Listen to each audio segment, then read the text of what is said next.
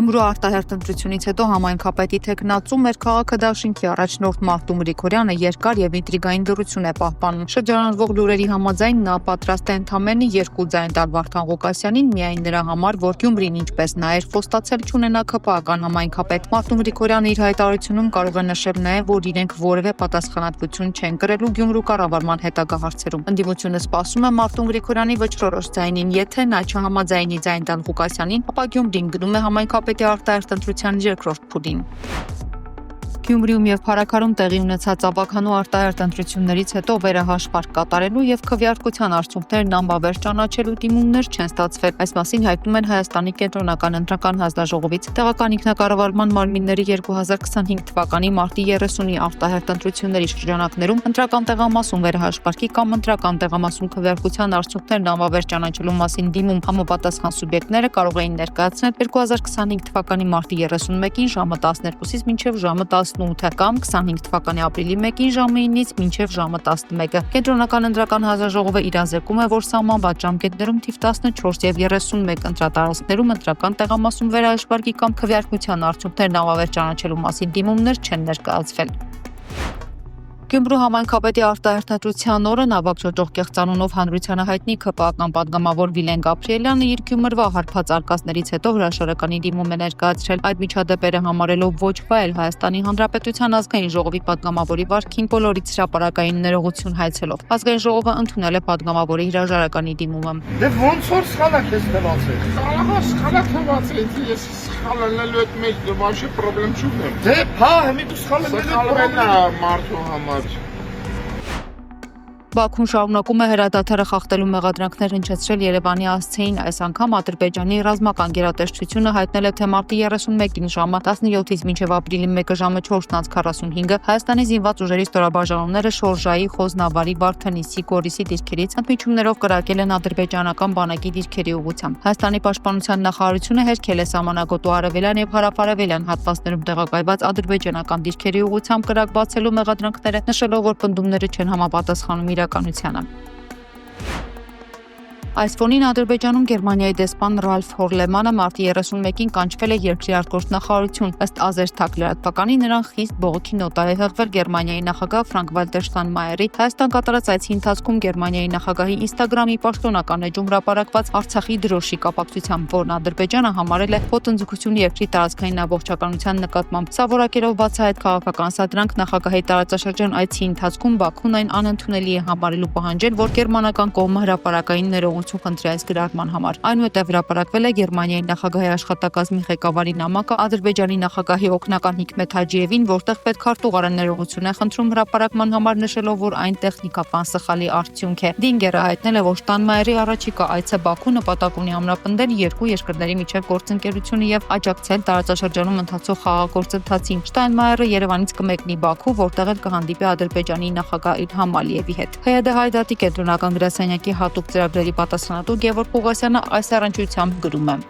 Խայտարակություն է, երբ Գերմանիայի Դաշնային Հանրապետության նախագահ Ֆրանկկ-Վալտեր Շտայնմայերի Հայաստան պաշտոնական այցի օրը Գերմանիայի նախագահականի աշխատակազմի ղեկավարն ամոթալի մի գրություն է ուղարկում Հիկմեթ Հաջիևին, ներողություն խնդրում, որ սխալմունքի պատճառով Արցախի դրոշի պատկերը տեղ է գտել նախագահի սոցցանցային տիրույթում։ Սա ոչ միայն խոսում է այն մասին, որ Բեռլինում հավատարմագրված Հայաստանի Հանրապետության դեսպանությունը քաղաքական որևէ կշիռ ու հարգանք չունի, այլ նաև խոսում է այն մասին, թե Շտայնմայերն ինչ վերաբերմունք ունի իրեն հյուրընկալած կողմի մասին։ Ակամայից հիշեցի մի դեպք, երբ արևմտյան խոշոր երկրներից մեկից եւ Թուրքիան եւ Ադրբեջանը պահանջում էին ջնջել թվիթերյան մի գրառում, եւ որը շնորհիվ տեղի Հայդատի հանձնախմբի չիրականացավ։ Բաքվի զինվորական դատարանում դատավոր Զեյնալ Աղաևի նախագահությամբ ընթանում է Արցախի նախկին պետնախարար Ռուբեն Վարդանյանի դեմ հարուցված շինծուգործերով հերթական դատական նիստը։ Ռուբեն Վարդանյանի գործով նախորդ նիստը տեղի էր ունեցել մարտի 18-ին, որի ընթացքում 10-ից ավելի իբր տուժողներ էին ցուցմունք տվել։ Արցախի ղեկավարների ու այլ պաշտոնյաների ընդհանուր 15 անձի նկատմամբ հարուցված շինծուգործերով հերթական դատական նիստը տեղի է ունենալու ապրիլի 3-ին։ Ադրբեջանական մամուլը Երևանից հեղեղված է 1918 թվականին տեղի ունեցած իրադարձություններով, որը փորձում է ներկայացնել որպես հայերի կողմից իրականացված ցեղասպանություն, գրել է պատգամավոր Տիգրան Աբրահամյանը եւ շարունակում. այս համատեքստում ոչ այդքան անսպասելի հայտարարությամբ է հանդես եկել Թուրքիայի պաշտպանական գերատեսչությունը, այլ իրադարձությունները ցեղասպանություն անվանելով։ Այն, որ Թուրքիան եւ Ադրբեջանը որպես ցեղասպան երկրներ բարոյական իրավունք չունեն այլոց մեղադրելու մի հանցանքի մեջ, որի հետ անմիջապես իրենք են ասոցացվում եւ պատասխանատվություն կրում, դա հարցի միայն մի հատվածն է, սակայն տեսեք ինչ է կատարվում։ Հայաստանի Հանրապետության իշխանությունն իր արտաքին քաղաքական օրակարգից հանում է հայոց ցեղասպանության հարցը։ Պարտության խորհրդանիշ Փաշինյանը ժխտողական ձևակերպումներ հնչեցնում, իսկ նույն Թուրքիան ի պատասխան դատապարտող հայտարարություն անում ու ադրբեջանական հորինված փաստերը ներկայացնում ցեղասպանություն։ Սա է իշխանության ողջ թշվառությունն ու երկիրը վաճառքի դնելու գինը։ Երևանի կենտրոնում ադրբեջանցի վլոգերը հայտնվելու հանգամանքներն իրավաբանները պարզում են, ՔԿԸ-ն քրեական վարույթ է նախաձեռնել։ Մարտի 25-ին համացանցում տեսանյութ էր տարածվել, որտեղ ադրբեջանցի երիտասարդը Երևանի կենտրոնում ազատ շրջում էր, հայտարարելով, թե ինքը պատմական քաղաքում է։ ԱԱԾ-ն օրեր շարունակ հրապարակային որևէ անդրադարձ չի կատարել դեպքին։ Դեպքի արդիվ նախաձեռնվել է քրեական վարույթ Հայաստանի քրեական օրենսգրքի 422 հոդվածի 2-րդ մասի հատկանիշներով իշխանությունը զավթելուն, տարածքային ամբողջականությունը խախտելուն կամ սահմանադրական կարգը բռնի տապալելուն ուղղված հրապարակային կոչով, որը կատարվել է հրապարակայնորեն ցուցադրվող ստեղծագործությունները կամ ցանկվածային լրատվության միջոցները կամ տեղեկատվական կամ հաղորդակցական տեխնոլոգիաներն օգտագործելով։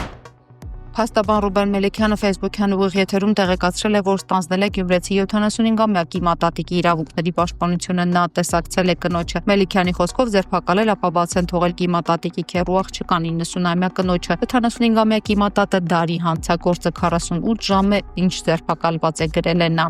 Ուրեմն վերջի ձևով սպառնացել են, փագելու են քեզ, բանտերում փդելու ես,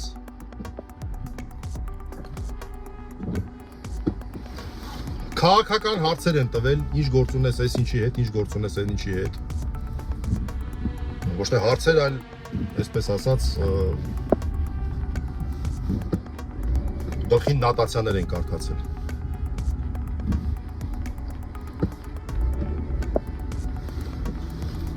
Ու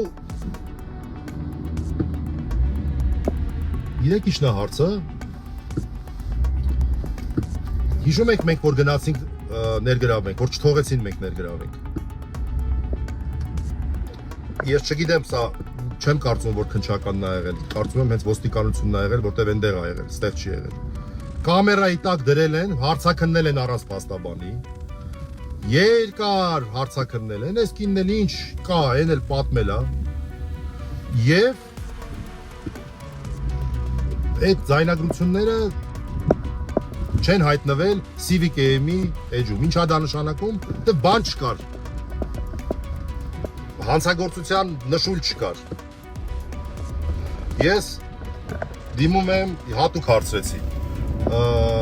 հարգելի իմ գյումրեցիներին, որտեղ ես գիտեմ, որ դուք ի տարբերություն լավ ի տարբերությունը չասեմ, թասիբով ժողովուրդ եք։ Մի բան կարամ ասեմ, այդ ինձ շատ կարևոր էր, որ գյումրեցիներ չեն եղել, ակցենտով չեն, տեղացիներ չեն եղել այդ վատ իրանց պահողները։ Կյանքում գյումրեցին իրան թույլ չէր տար սենց վարվեր 75-ամյա միայնակ ապրող տատիկի հետ, կյանքում։ Բայց ինչ որ մարդիկ եղել են, որոնք իրանց դա թույլ են տվել։ Ես գիտեք, որ մեծ բաներ չեմ խոսում, չեմ ասում, այս ենք անելու, այն ենք անելու, չեմ ասում, բայց ես մոտը շատ սիրուն ամեն ինչ գրանցում եմ։ Այդ ձեզ ես խոստանում եմ, որ այս ամեն ինչը վերջանա, ես անպայման